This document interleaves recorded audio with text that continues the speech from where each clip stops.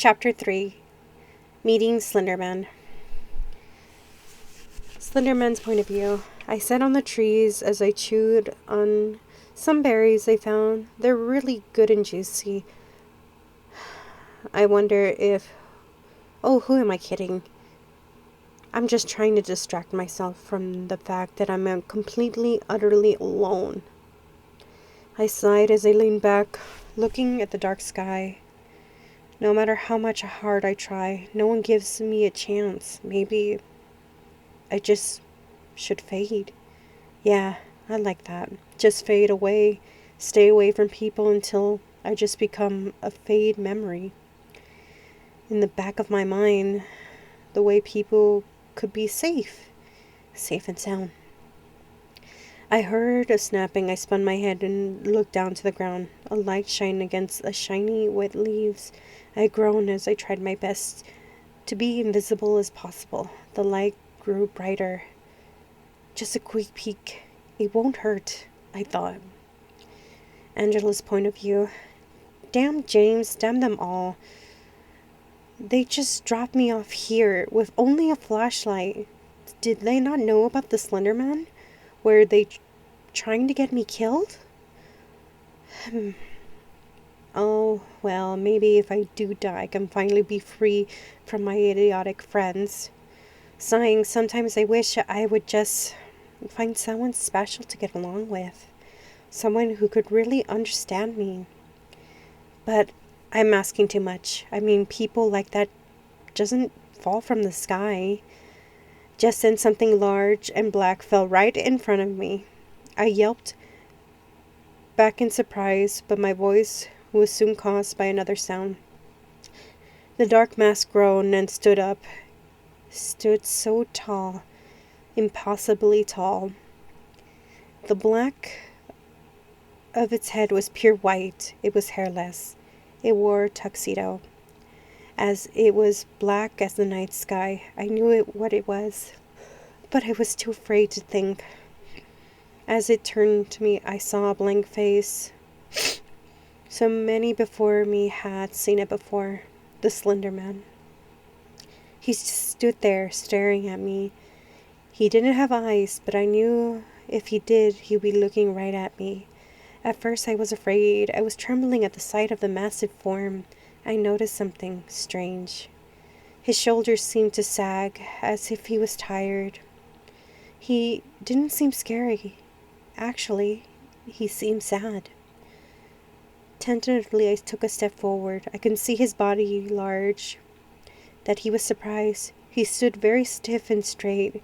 I took another step forward, this time saying weakly, "Hi." He seemed to be stunned. I could imagine he probably never talked to his victims, let alone keep them alive for so long. I stopped walking towards him and said a little bit clearer, "Why haven't you killed me yet?" If he had a mouth, I could have sworn he would have been asking me the same damn thing. Suddenly, I was picked up, my heart squeezed as tears threatened to spill from my eyes. This is it. I was going to die.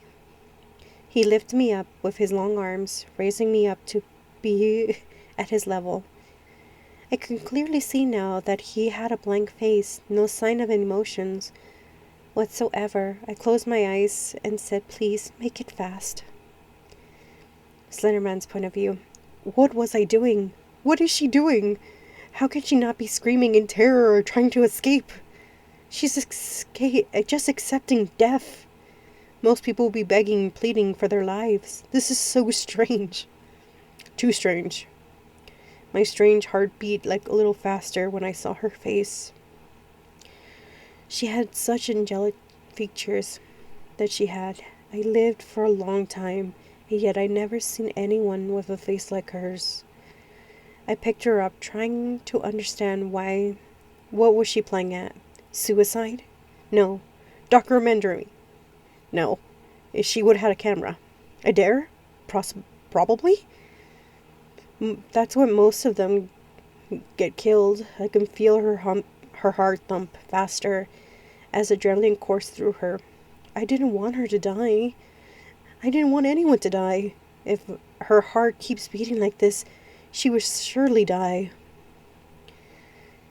So, in some strange impulse, I quickly rested where my mouth was, drew her forehead, and set her down. She looked up, really stunned. Really, it was funny to see her reaction. She looked up at me with those gorgeous, almond-shaped eyes. She placed her hand on her forehead, the place where I placed the kiss, and whispered, "Why?" I knew if I could start talking, she would certainly die. No one else can withstand my voice. No human could. So I looked at her one last time before slinking back into the shadows, disappearing. Once more, we should never meet again, I told myself as I sighed. I knew we shouldn't, but why did my heart hurt so much? The thought of not being able to see her left me with emptiness inside. Then the beginning, being alone all these years, something big was about to happen, and I could feel it in every fiber of my slender body. Something was going to happen. It would change everything for him. Little did he that know, what this was only the beginning.